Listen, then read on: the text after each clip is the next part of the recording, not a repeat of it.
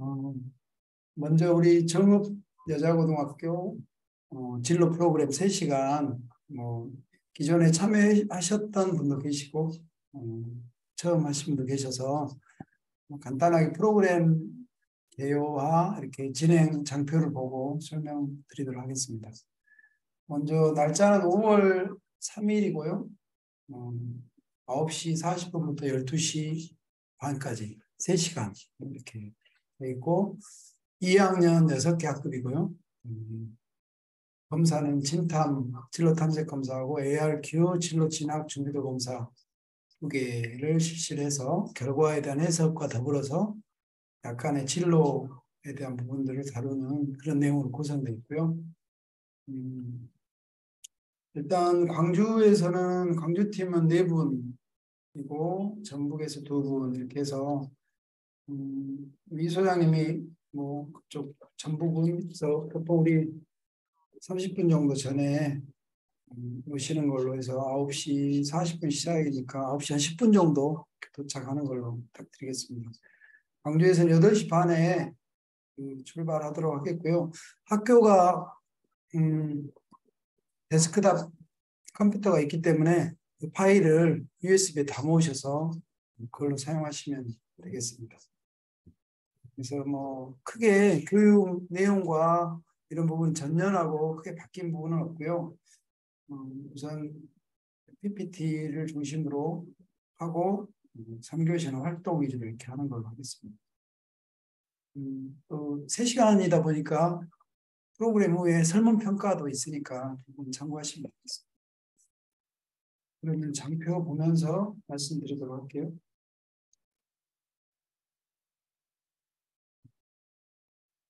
프로그램 목표는 먼저 진로 성숙도와 흥미 유형, 이거는 스트롱 진로 탐색 검사와 관련된 부분이고, 진로 진학 준비도와 개발 방안에 대한 이해, ARQ 검사. 그래서 PPT는 중간중간에 스트롱 진로 탐색 검사 PPT에 ARQ 검사가 중간중간 해석이 포함되어 있다는 부분이라고 보시면 되겠고, 이걸 바탕으로 진로 고민 극복 방안 마련하기 해서 친구 진로 또래 진로 상담실 운영해서 결과 나눔 이렇게 주요 골자는 이렇게 되어 있고요.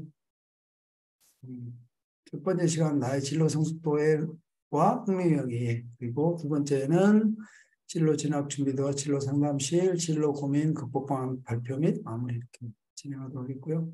처음에 이렇게 미덕의 보석들에 관해서 잠깐 이렇게 하고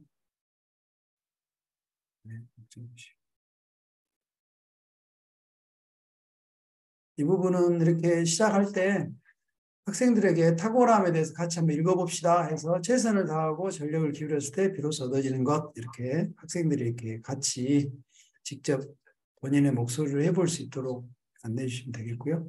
목적의식 시작해서 자신이 원하는 것이 무엇인지 분명히 아는 것. 그래서 우리가 이번 시간에는 뭔가 탁월함을 발휘하고 진로에 대해서 한 가지라도 배우고 목표를 설정하는 여기에 목표를 두고 진행을 합시다. 이렇게 진행을 해주시면 되겠고요. 먼저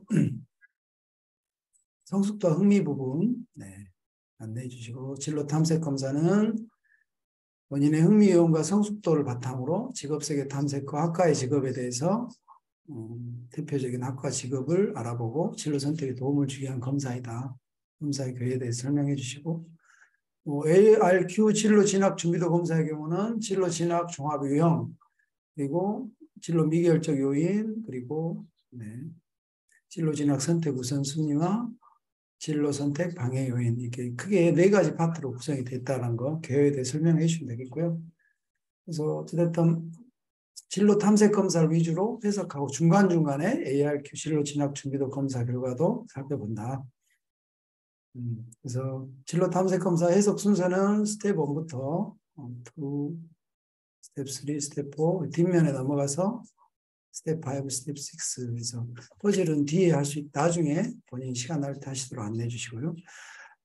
성숙도 프로파일 부분은 그게 이제 제일 먼저 아래에 있는 진로 성숙도 종합지수에 대해서 본인의 어떤 막대 그래프가 어디에 멈춰져 있는 걸 통해서 전반적으로 나의 진로 성숙 수준을 알 수 있다. 그래서 성숙 수준이 보통 이하에 있으면 하위, 즉 뭐 자기의 정보 탐색 직업의 계획 결정성 이런 부분에서 부족 요인을 보완해야 된다. 그래서 이게 큰 장표이죠. 60 이상 여기에는 점수로 나와 있지만 높은 수준 이상 이렇게 할 때는 성숙 수준이 높은 편이고 희망 직업에 대한 능력을 갖추어서 이렇게 노력할 필요가 있다. 이제 본인의 성숙도를 기반으로 본격적으로 진로 탐색을 해도 좋다 이렇게 해석을 해도 되겠죠. 반면에 낮은 수준이면은 이제 보완 부족한 부분에 대한 보완이 선행돼야 된다는 거고요.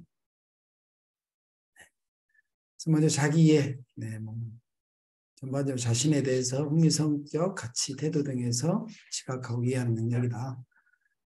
그리고 정보 탐색 부분은 진로와 관련된 정보를 본인이 얼마나 능동적으로 탐색하고자 하는 그런 노력의 수준을 보는 건데 대표적인 게 이제 온라인, 오프라인으로 나눠져 있겠는데 온라인의 대표적인 사이트 많이 해보셨겠지만 이렇게 퀴즈를 알아보고 마찬가지로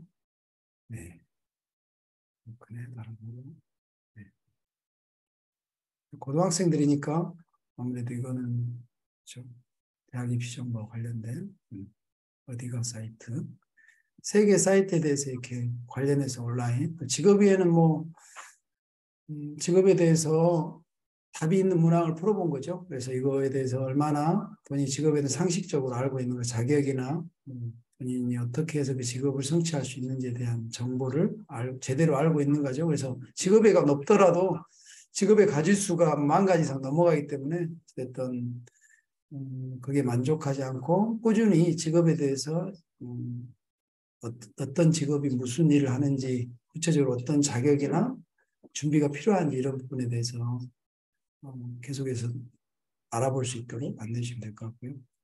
관련해서 시간이 있으니까 퍼즐을 잠깐 풀어봐도 될 것 같아요. 그래서 퍼즐하는 시간은 퍼즐할 요령은 가로, 세로, 대각선 방향으로 직업에 숨겨져 있기 때문에 이렇게 찾아볼 수 있도록 시간은 한 5분 정도 주면 될까요? 그래서 5분 정도 줘서 본인 직업에 대해서 찾아볼 수 있도록 하고 나중에 정답을 공개해 주시고요. 이 직업에서 보면 승무원이나 항공 승무원 이것도 답이 있을까요? 컨설턴트 이건도 환경 컨설턴트도 답은 되죠. 이런 부분. 그리고 계획성. 계획성과 결정성은 같이 이렇게 설명을 하기도 하는데요. 이 진로 탐색 검사에서 원래 저자의 이야기에 의하면 성숙도하고 관련해서 결정성 부분을 굉장히 중요하게 보고 못지않게 계획성도 중요하게 본다라고 해서 진로가 결정되어 있거나 이런 학생의 경우 구체적으로 그 목표에 도달하기 위해서 어떤 단계를 거쳐서 가야 되는지 생각해 보게 하는 거죠.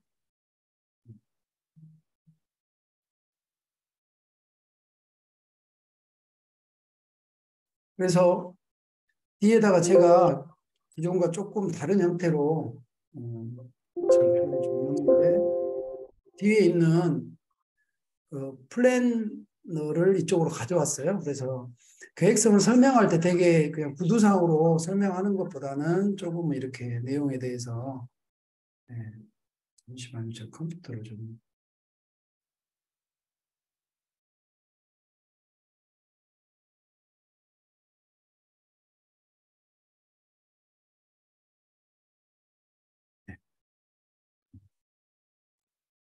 뒤에 있는 나의 플래너 이 부분을 이쪽에 계획성 뒤에 가져와서 계획성이란 이런 거다. 한번 1차적인 설명을 해주는 게 좋을 것 같아서 하다 보니까 뒤에 이거는 이제 본인이 완벽하게 작성을 하겠지만 계획성은 이런 거야. 현재 나의 모습은 고등학교 2학년이고 내 앞으로의 내가 목표가 35살로 설정했다면 너무 멀면 한 10년 정도 해도 되고요. 안 그러면 짧게 고등학교만 해도 되고 대학교까지만 해도 되겠죠. 최종 목표를 너무 이렇게 먼 원거리로 하면 본인의 상상력이 많이 동원되니까 그래서 그 최종 목표에 대한 부분은 본인의 그 상황에 맞게 본인이 할 수 있는 범위 내에서 최종 목표를 정하고 중간중간에 이런 그쵸?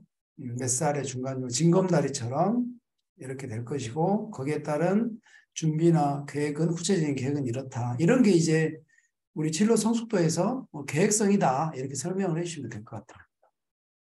이거에 대해서 뭐 작성하라는 게 아니고 그냥 보여주는 겁니다. 예전하고 약간 좀 다르죠. 그래서 그 부분은 계획성 이렇게 설명하는 걸로 하고, 그 다음에 결정성은 본인의 어떤 진로 선택과 관련해서 어느 정도 결정이 되어 있는지. 그래서 저 같은 경우는 이제 그 반에 학생들의 결과표를 볼 수 있다면 60점이 넘는 학생들, 결정성이 높은 학생들은, 넘는 학생들에게 일부러 질문을 해서 결정성이 높은 학생들의 모습은 저런 거구나라고 예시를 들어주기도 합니다. 예를 들어서 뭐 그러면 대개는 60점이 넘은 학생들은 결정성이 60점 이상 된 학생들 물어보면 마음에서 어느 정도 결정이 돼 있다. 나 이런 거 하고 싶다. 말을 해도 좋고 뭐 하지 않아도 좋죠. 있냐 없냐, 결정되느냐 아니냐 이런 부분들을 몇 학생들에게 물어보면 이런 게 결정성이 돼 있는 학생들의 수준은 저런 거구나라고 다른 학생들에게도 이렇게 예로서 들어주시면 될 것 같아요. 그래서 우리 결정성과 관련해서 우리 진로 진학 준비도 검사에 이렇게 설명을 잠깐 여기서 들어가는 것도 좋을 것 같아요. 그래서 우리 진로 진학 준비도 검사는 많이 안 다뤄보기도 해서 제가 조금 설명을 드릴게요. 여기 보면 가로축을 중심으로, 즉 X축은 좌로 가면은 상호 의존성, 이 말이 좀 표현이 그런데 부모님과 이렇게 상호작용해서 결정에 도달하는 스타일이라는 거고, 오른쪽 X좌표 오른쪽 독립성은 결정을 할 때 최종 순간의 어떤 결정 자체는 본인이 내려야 된다라는 그런 어떤 주관이 강할수록 독립성 쪽으로 가게 되겠죠. Y좌표는 뭐 당연하게 위로, Y좌표 위쪽으로 갈수록 결정이 확고한 게 되어 있다는 거고, 반대로 아래쪽으로 가면 어때요? 결정이 아직 안 되어 있다. 밑으로 갈수록 미결정이다라는 수준을 보는 거고요. 결정 중이다 봐도 되겠죠. 그래서 결정성이 높은 경우는 합리적인 결정이 일단 봐야 되겠고, 그 실행 계획도 좀 구체할 필요가 있는 거고요. 반대로 결정성이 낮은 경우는 원인을 좀 파악을 해봐야겠죠. 그래서 이러한 부분에 대해서 ARQ 검사에서는 나름의 어떤 기준을 가지고 제시를 하고 있다는 거죠. 그래서 우리 보면 아까 결정성의 부분을 다루기 위해서 이 이야기를 꺼낸 거고요. 그래서 자연스럽게 ARQ 검사에서 미결정 요인에 대한 부분을 보도록 하는 겁니다. 그래서 미결정에 대한 요인 부분에 있어서 본인이 이제 이게 높다라는 것은 미결정한 이유가 굉장히 이 부분이 많이 작용한다는 뜻이겠죠. 예를 들면 취업 진학 시장의 급변으로 결정을 회피하는 정도, 외부 불확실성에 대한 이 점수가 63점이 높은 거죠, 수준이. 그다음에 뭐 자신감 부족은 매우 75점이다면 매우 높은 거죠. 그러면 이런 부분에 대해서 각각의 원인은 다 다를 거예요. 그래서 이런 부분들을 진로 탐색 검사에서 결정성하고는 뭐 같다고 보기는 어렵지만 상당 부분 관련이 있지 않을까. 뭐 좀 호기심이 많은 부분 연구를 해봐도 될까? 상관이 어떻게 되는가? 그래서 높게 나온 이유에 대해서 한번 확인해 보자라고 해가지고 뭐 이런 부분들을 조금 몇몇 학생들에게 이야기를 들어보는 것도 해서 우리가 검사를 하고 나서 직접적으로 학생들을 상담할 기회가 뭐 거의 없기 때문에 주로 검사만 많이 해서 실제로 이런 미결정 요인이 높게 나온 학생들의 이유가 뭔지 이런 부분들도 좀 현장에서 수집해 보는 것도 좋을 것 같아요. 그러면 이게 다른 곳에서 가서도 이런 내용에 대해서 좀 다른 학생들하고 공유도 할 수 있고, 그래서 우리는 그냥 일방적으로 검사만 시키고 결과를 쫙 나눠주고 본인들의 피드백이나 내면의 이런 부분들을 실제로 만나서 개인 상담을 해보면 좋겠다 이런 생각을 해보는데, 수업 시간이라는 한계가 있긴 하지만 이런 부분들을 선생님들이 한번 해보시고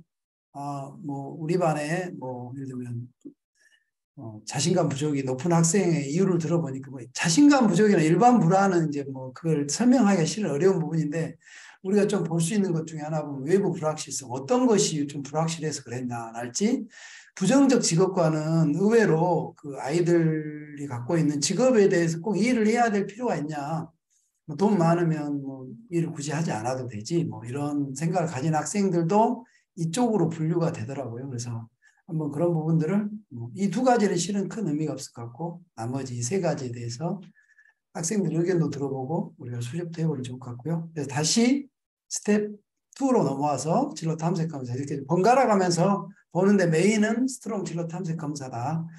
그래서 나 돌아보기에서는 성숙도에서 낮게 나온 부분에 대해서 그렇죠. 본인이 적어보고 거기다가 이유는 왜 그랬는지 또 적어보고 앞으로는 어떻게 할 건지. 그래서 이거 적을 때 뭐 여학교이다 보니까 되게 뭐 잘 학생들이 쓸 거예요. 더구나 2학년이고 하기 때문에 시간을 좀 줄 필요가 있다라는 거고요. 대신에 또 앞으로의 계획에 있어서 이런 부분은 조금 뭐라 하죠? 좀 구체적으로 뭐 그냥 뭐 형용사나 뭐 이렇게 쓰는 것이 아니고 조금은 정보 탐색이 낮게 나왔다 하면은 정보 탐색을 위해서 뭐 매일 실행할 수 있는 이런 것들을 횟수나 시간을 넣어서 이렇게 쓸 수 있도록 안내를 해주시면 될 것 같습니다. 그래서 이 뒤에다가 스마트 목표 세획을 해놨는데 뭐 이거를 일단 설명을 하고 이 뒤에 부분을 가볍게 설명을 하고 작성을 하도록 해도 좋을 것 같아요. 예를 들면 스마트 목표 세획이 여러 목표 세획 중에 우리가 많이 익히 들었던 것 중에 하나인데 뭐 스페시픽, 그다음에 측정 가능, 숫자나 그런 게 들어가야 됩니다. 몇 번, 횟수 이런 게.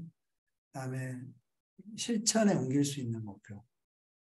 뭘 하기 이렇게 돼야 된다는 거죠. 실현 가능한 너무 안 하던 것을 급격하게 너무 높은 목표를 세우기보다는 지금보다 향상되는 수준의 목표가 좋다는 거고요. 시간적인 부분 언제까지 이런 게 포함되면 좋다 해서 작성을 하도록 하고요. 네, 아까 그 부분에 대한 발표를 좀 시켜서 들어보고 자기가 상대적으로 낮은 거에 대해서 학생들에게 나눔 시간을 갖고 이제 흥미 쪽으로 넘어가는 인생은 뭐 B와 D 사이의 C다. C는 초이스다. 그리고 흥미로 넘어가기 전에 중요한 거는 선택보다 그 선택에 따른 이것을 최선으로 만드는 열정이 중요하다 해서 흥미로 넘어가고요. 자, 이게 흥미다. 설명하고 흥미에 대한 이제 설명을 바로 보통의 경우 들어가는데 여기에 이제 약간 여기다 삽입을 한 것은 우리가 진로 진학 흥미도 검사 중에 진로 진학 우선순위라는 게 있죠. 그래서 10가지 우선순위가 있는데 자, 이거를 이제 보통 어떻게 설명을 하시는지는 모르겠는데 어찌됐든 우선순위가 이렇게 있다. 잘 봐. 너 우선순위가 1, 2, 3순위는 뭐 흥미, 취업 전망, 가치 이런 거야. 이렇게 이제 뭐 설명을 하는 게 뭐 틀린 건 아니지만 이제 그 사람이 진로나 이런 진학을 선택하는 데 있어서 자기의 내적 요인, 그렇죠? 내부적인 거죠. 자기 자신에 관한 부분이고 자기 외적인 요인, 소위 말하면 이제 여기에는 성적이나 경제적 여건으로 한정했는데 이 두 가지 부분에 대한 거, 대한 순위 그리고 주변의 인간관계죠, 네트워크, 뭐 부모나 나에게 좀 의미가 있고 권위가 있는 뭐 사람들, 가족, 교사, 친구, 선후배, 그다음에 사회 환경적인 이것도 외적인 실은 이제 나를 빼고는 나머지는 다 외적 요인이죠. 하나는 네트워크는 관계 요인이고 그래서 그죠? 우리 직업 심리학자 중에 이름이 갑자기 생각이 안 나요. 계획된 우연 이론을 이렇게 한 학자 있잖아요. 직업 심리학자. 크럼볼츠. 네. 크럼볼츠가 계획된 우연에 대해서 이 부분이 저는 굉장히 그 이론을 접하고 나서 되게 네트워크 이 부분이 청소년에게 영향을 많이 준다라는 것과 좀 같은 이미지가 떠올랐었어요. 그래서 원래 이거는 좀 외적인 이야기인데 존 크럼볼츠가 원래 그 부모님으로부터 몇 살이 될 때까지 12살인가 동네 밖으로 나가지 말라고 이렇게 일종의 그런 위험하니까 마을 밖으로 나가지 마라 이렇게 제한을 뒀었죠. 근데 이제 어느 날 본인이 용기를 내서 그 마을 밖으로 벗어나 가지고 예쁜 소녀를 만났어요. 그래서 예쁜 소녀를 만났는데 그 애를 좋아하게 된 거죠. 그래서 그 애가 이 크럼볼츠한테 어린 크럼볼츠한테 했던 말이 너 테니스 좋아해? 그러니까 실제로 크럼볼츠는 테니스를 해본 적도 없고 좋아하는지도 모르는데 그 애가 예쁘고 마음에 드니까 좋아 이렇게 했대요. 그래서 나중에 이제 그걸로 해서 서로 친해지게 됐고 열심히 테니스를 집에 와서부터 연습을 했겠죠. 그 애 마음에 들어야 되니까. 그래서 나중에 대학에 같이 이렇게 진학해서 대학 가서도 열심히 같이 테니스를 쳤는데 이제 뭐 지금 같으면은 뭐 자율 전공이라 해야 될까요? 그래서 갑자기 테니스를 이렇게 막 열심히 클럽에서 치고 있었는데 빨리 전공을 선택해야 된다. 학교 당국에서. 그에 대해서 본인이 이제 기존에 생각해 본 적이 없었기 때문에 결정을 해야 되고 뭘 해야 될지 이제 확신도 없었고 그런 정보도 없어서 자기 테니스를 가르친 코치, 그러니까 코치이기도 하면서 그 대학의 교수였는데 그 교수가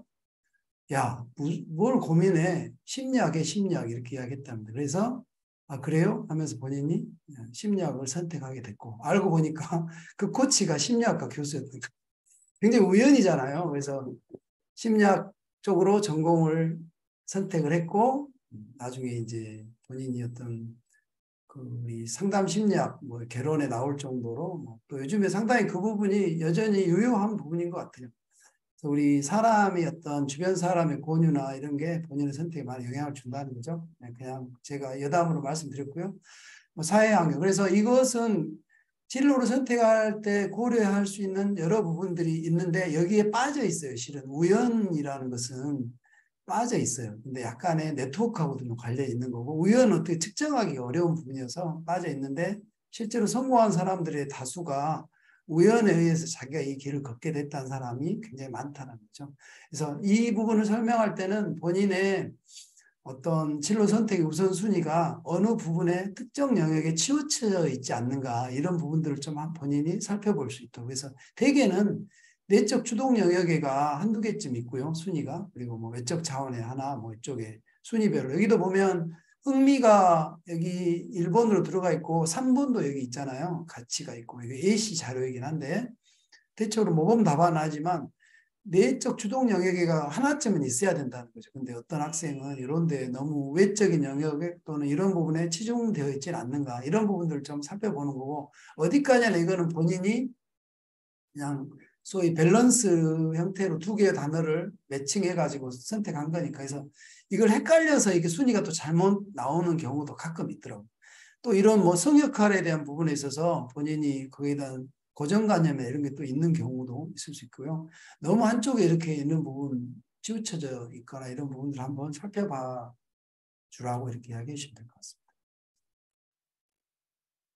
그래서 뭐 진로 선택 우선순위에 대해서 그냥 용어에 대해서 확인하는 의미로 뭐 이렇게 글자 가려놓고 이렇게 하는 거고 이걸 한번 능력, 흥미, 가치 애들한테 이렇게 그냥 하나하나 다시 리뷰하는 의미로 뭐 성적 보니까 보면서 해도 좋고 이런 차원에서 이 장표는 있고요.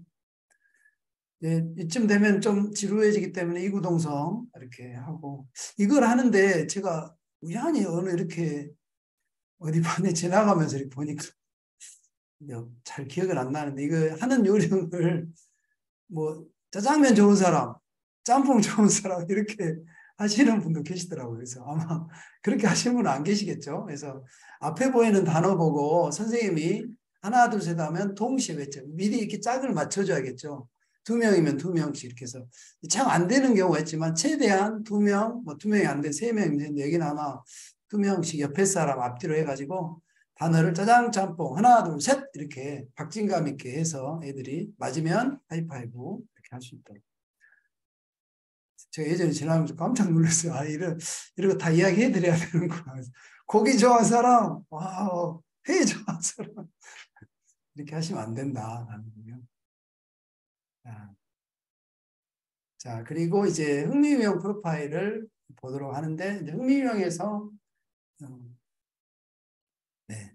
위쪽에 코드가 본인의 이제 좋아하는 흥미의 1순위, 2순위를 적어 놓은 거고, 흥미형 프로파일의 우측에 있는 글을 좀 잘 읽어보도록 하면 좋을 것 같아요. 실은 이게 어느 정도 흥미형이 높은 학생의 경우는 상당히 중요한 텍스트가 되거든요. SE라는 거에 대해서 SE형은 비영리적 조직에서 일하는 걸 좋아하고 다른 사람 감독하는 일보다 그들을 도와주는 활동을 더 좋아하고 경쟁 상황을 불편해하고 사회를 위해 금전을 어떻게 사용할 수 있는가에 관심을 또한 생산물이나 뭐 쭉 나오고요. 그러나 이렇게 나온 거죠. 그래서 이 용어의 어떤 구성 자체가 앞쪽에는 그 유형의 특성의 어떤 긍정성 이런 부분들이 좀 있고요. 뒷부분은 약간 부정은 아니지만 약간 개발할 점이랄지 또 상대적으로 좀 싫어하는 부분이랄지 이런 부분이 뒤에 이렇게 나옵니다. 그래서 근데 이게 좀 이 단어, 이 설명이 공감이 되려면 적어도 뭐 점수 자체가 삐져나온 부분이 이렇게 뭐 40, 60 이렇게 여기 안에 색칠이 되어 있는 부분을 넘어 있는 흥미 정도로 나오면서 1, 2순위로 추천된 것이 좀 본인의 그 유형에 대한 설명을 좀 공감할 수 있다는 거고요. 학생들이 이거 들어보면 이 모양을 가지고 많이 되게 이야기하는 학생들이 좀 있더라고요. 뭐 내 모양이 이렇게 원만하다든지 나는 거의 이렇게 펑퍼짐하다든지 나는 사이즈가 적다든지 나는 뾰족하다든지 그래서 뭐 그런 경우에 어떻게 답변할지 모르지만 그런 부분을 미리 알려주시는 거 좋을 것 같아요. 적어도 좋아하는 흥미 중에 60점 이상 좀 되는 흥미가 있어서 약간의 뾰족하게 튀어나와서 누가 봐도 이쪽은 내가 좋아하는 부분이 야 라고 할 수 있는 이런 것이면 자기 흥미를 조금 실감할 수 있다. 점수의 의미가 이거는 뭐 다 하신 이야기니까 그래서 69간 이상 되는 것이 본인이 좀 다른 사람에 비해서 좀 좋아한다는 부분이 좀 분명한 흥미일 수 있다. 그래서 흥미라는 게 또 다 높아하는 것도 아니고 일부는 높고 일부는 보통 수준이고 일부는 낮을 수 있다는 게 지키 정상이다라는 거 알고 싶을 것 같고 코드 산출은 6점 기준으로 그 이상 되면은 하나만 그냥 써주는 건데 굳이 알고 싶으면 본인이 순서를 이렇게 점수에 따라서 나열을 해보면 된다는 거예요. 흥미형 코드 간의 관계, 가까운 걷기에는 공통점이 많고 상대편은 거리가 먼 거일수록 공통점이 적다.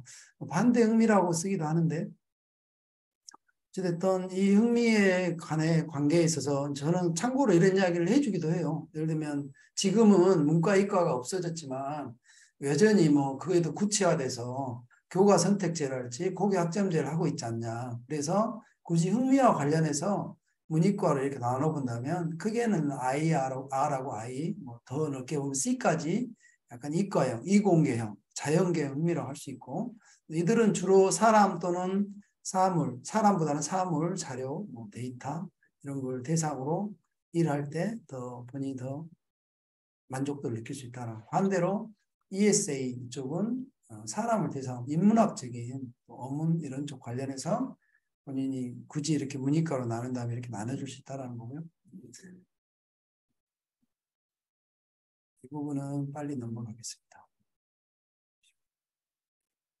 약간 제가 이런 설명 부분은 조금 바꿀 수 있는데 너무 이걸 많이 해가지고 좀 지겹기도 하더라고요. 요즘에 홍원서 우리 데니송은 유퀴즈에 최근에 나왔어요. 그래서 되게 에너제틱하고 굉장히 즐겁게 봤는데 뭐 이분은 계속 소개해도 좋을 것 같아요.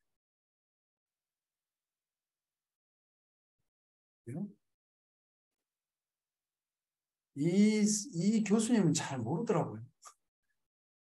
좀 그래도 괜찮은 분인데 예술이. 예.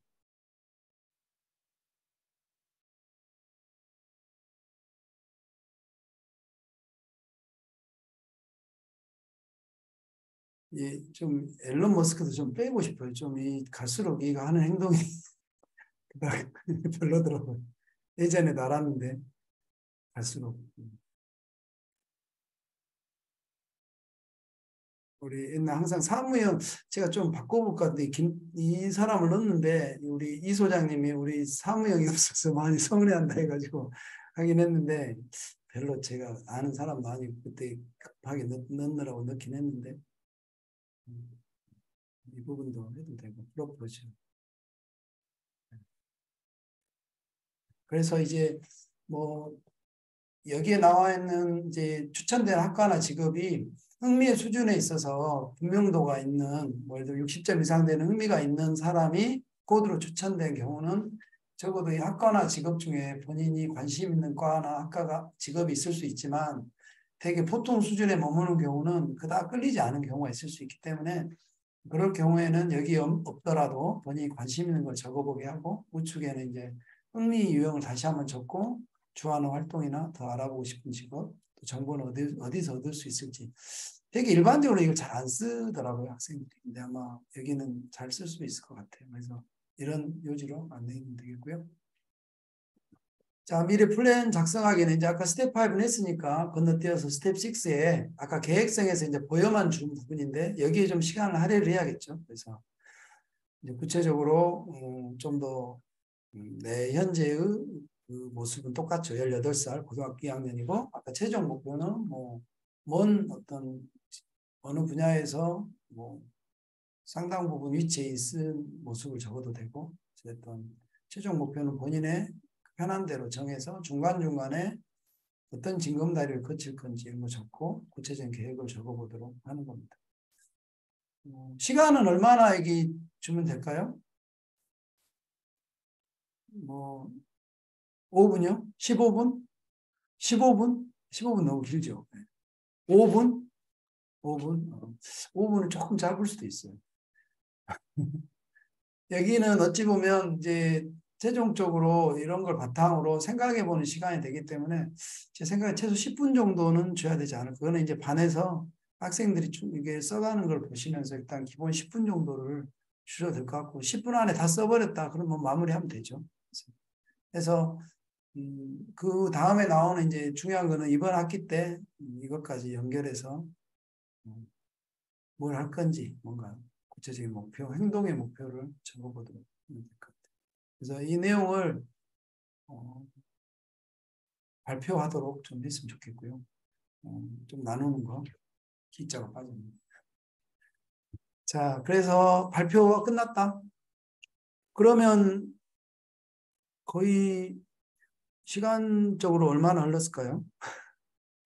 2교시가 끝났을까요? 잘 운영해 보시고 2교시 뭐 중반 정도 됐다고 생각하고 뭐 최대한 2교시까지 여기에는 장표를 마무리를 하면은 좋을 것 같아요. 뒤에 이제 고민 상담실 부분을 1시간을 남겨놓고 해도 되고. 뭐 여기는 방해 요인인데 자기의 보조기랄지 경제적 고민, 성적 고민, 뭐 의존적 의사결정 이런 거에서 높게 나온 부분은 본인한테 선택하는데 장애가 된다는 거죠. 점수가 높을수록. 그래서 영향을 준다는 거기 때문에 이 부분들을 좀 해결해야 되고 이게 이제 좀 뒤에 나오는 뭐 또래 진로 고민 상담실과 좀 연관성도 있어 보입니다.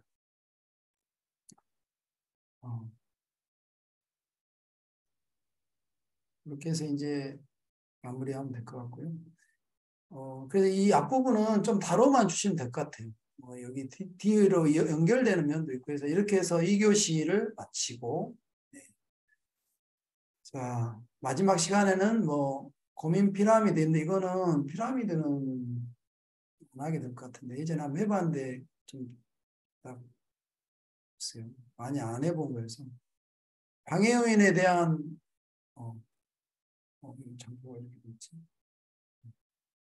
약간 이 부분을 순서를 제가 좀 바꿔야 될 것 같아요. 이게 다음으로 이어져야 되는데 이게 지금 잠깐 삽입이 잘못된 것 같고 영상 네. 이게 지금 영상이 2개 있었는데 이거는 옛날 글그림에서 했던 영상인데 뭐 좀 공감할 만한 내용이에요. 한번 보시고 아까 이제 장애 요인에 대해서 앞에 2개는 일단 제가 빼버릴게요. 이거에 대한 거에서 본인이 나름의 뭐 대안은 되진 않겠지만 뭐 그거에 대해서 극복할 수 있는 예시를 이렇게 여기다 하나씩 그냥 넣어놓은 거니까 보여주시면 될 것 같고 지금 속도가 좀 느리네. 여기 보면 그 부분이거든요. 네, 이렇게 해보라는 거고요. 뭐 경제적으로 어려움이 이런 부분에 있어서는 네, 이런 것들을 활용해 보자는 거고 성적이 좀 안 된다 할 때는 어떻게 하겠어요? 성적 수준에 맞는 대안을 찾아봐야 됩니다. 기본적으로 그러면 의존적 의사결정 연습을 해보는 거고 더 결정이 쉽게 이루어질 수 있도록 정보를 많이 모아본다는 거죠. 고정관념 이런 부분들은 네, 좀 극복할 수밖에 없죠. 그래서 또래 진로 상담실 활동 약간 제가 이 부분 순서를 좀 편집을 좀 해볼게요. 또래 진로 고민 상담 진행 요령은 뭐 해보신 분도 있고 참 안 해보신 분을 위주로 설명을 드리겠습니다. 그게 준비물은 편지지, 그러니까 일반 백색 봉투, 그다음에 이제 봉투하고 그 안에 고민을 적을 수 있는 활동지를 드립니다. 그래서 이제 1차적으로 그 본인의 고민을 적어서 봉투에다 자기만 알 수 있는 이렇게 표시, 이름을 쓰지는 말고 이렇게 본인 이니셜 할지 아니 문양으로 뭔가를 적어서 아이디 내용을 작성해서 선생님이 이제 다 걷습니다. 걷어서 이것을 이제 해당되지 않는 본인 아닌 사람한테 이제 다시 나눠주면 이제 편지를 받은 사람이 고민에 대해서 1차 답변을 하고 다시 걷어서 이제 다시 한번 나눠주면 2차 답변을 해서 그 답변이 다 끝난 다음에 저 같은 경우는 앞에 우리 칠판 앞에 보면 이렇게 턱이 있잖아요. 이렇게 마카펜이나 지우개 올려놓은 거기에다 이렇게 봉투에 문양이나 이런 게 표시된 거 본인이 쉽게 알아차릴 수 있도록 그 부분을 보이게 하고 쫙 이렇게 전시를 이렇게 나열해 놓으면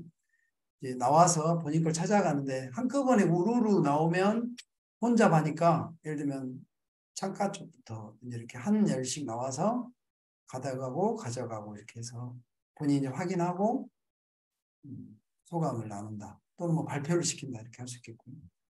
예를 들면 그렇죠. 고민 상담이 이렇게 됐습니다. 나의 진로 고민 적을 수 있게 돼 있고 1차 고민 적을 수 있게 돼 있고 2차 고민 됐습니다. 여기에 이제 전제가 진로에 관한 고민을 좀 하나도록 그리고 뭐 본인이 이런 부분들이 일단 오픈되어도 큰 문제가 없을 진로 고민에 한한 이런 부분을 적을 수 있도록 해주고 우리 상담이라는 것 자체가 본인이 전문 상담가가 아니기 때문에 본인의 수준에서 친구의 고민을 읽고 그 고민을 내용을 이해하고 공감한 차원에서 답변을 해주는 거예요. 그래서 약간 사전에 그런 유의사항을 전달해 주시는 게 좋습니다. 그래서 무조건 적어라. 물론 여학생들이고 여고생들이니까 충분히 성숙한 질문들 또 많은 내용을 적어주겠지만 그 전제상에는 본인이 그 친구의 고민을 잘 공감하고 본인의 수준에서 정성껏 그 고민에 답해 주도록 하고 고민 자체를 적을 때도 너무 추상적으로 적지 말고 좀 구체적으로 본인이 오픈할 수 있는 진로 분야의 어떤 한한 고민에 대해서 구체적으로 적을 수 있도록 그래야 고민 상담해 줄 사람도 그런 부분에 자기만의 솔루션을 줄 수 있는 거고요. 뭐 이걸로 뭐 고민이 뭐 해결되거나 또 얼마나 고차원적인 답이 나오겠습니까만은 어쨌든 그런 속에서 본인도 다른 사람의 의견이나 생각도 들어볼 수 있고 또 본인의 고민을 좀 구체화해 볼 수 있는 거고요. 이걸 좀 뭔가 글쎄요. 실제로 상담으로 연결하는 것도 좋겠다는 생각도 드는데 그렇게 되면 좀 더 너무 진지해지는 측면이 있어서 이렇게 한번 해보는 걸로 보통의 경우는 마무리했었습니다만 아무튼 그래서 구체적으로 공감성이 있게 PPT에 넣어놨네요.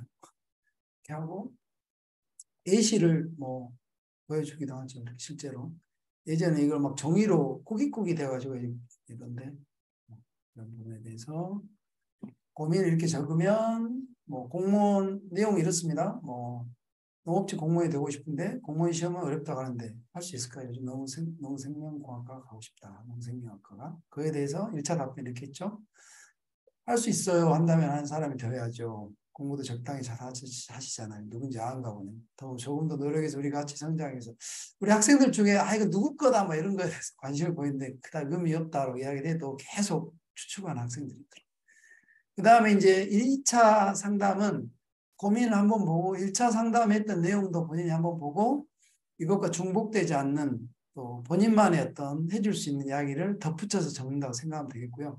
제가 활동지를 봐야 되는데 활동지 뒷면 마지막에는 보고 본인의 소감을 적게 해도 되게 약간 변형을 했던 것 같아요. 그래서 이걸 본인이 받아보고 마지막 부분에 본인의 이런 내용들을 적어보게 하고.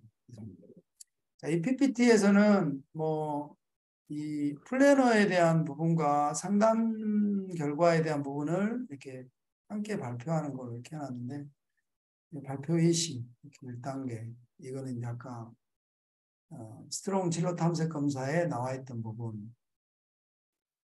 대한 예시가 되겠고요. 방금 이거는 고민 상담실. 그래서 이거는 뭐 한번 선생님들 의견을 들어봤으면 좋겠어요. 그냥 아까 플래너에 대한 부분을 발표를 그걸로 하고 아니면 그 모아가지고 고민 상담실까지 해서 같이 발표를 할 거예요. 여기 있네요. 여기 보면 활동지 마지막 부분에 이런 부분에 대해서 본인의 이 친구들이 고민에 대해서 답변해 줬던 것들을 토대로 자기가 이걸 이제 좀 더 이 고민에서 좀 더 발전된 결과를 읽으면서 있었지만 해내주셔서 알게 됐고 공무원 시험에 합격하는 것은 몇 년 후에 지금 알게 된 눈앞의 목표인 농생명 진학 목표로 그래서 이 학생은 학과에 가고 싶고 공무원 시험 어렵다는 걸 미리 지레 이렇게 겁을 먹고 있는 부분은 일단 좀 내려놓고 눈앞의 목표인 이걸 우선 학교에 진학하는 걸 목표로 최선을 다하겠다. 참 이렇게 되면 좋겠죠. 지금 어찌됐든 이렇게 되면 참 좋죠. 그래서 이거를 동시에 발표하는 걸로 일단 PPT는 되어 있고. 무식해져야 합니다. 어떤 작가가 학생들에게 강연을 하고 있습니다. 제가 꿈을 이루는 데 부족했던 것은 무식함이었습니다. 강연을 들은 학생 이거는 한번 제가 공유해 드릴 테니까 보겠고 왜냐면 이게 유튜브로 이 영상을 다 틀어주고 하면은 또 이게 가끔 뭐죠? 저작에 걸리기도 하더라고요. 그래서 여기까지만 보고. 자, 전반적으로 설명 다 드린 것 같고요. 뭐 다 아신 분은 좀 지루하실 수도 있을 것 같은데 그래도 한번 다시 리뷰하는 의미로 말씀드렸습니다.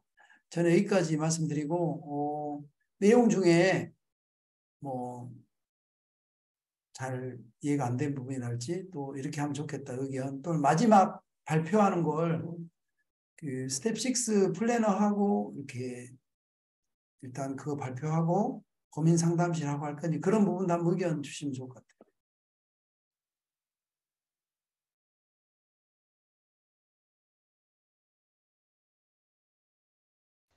수고하셨습니다.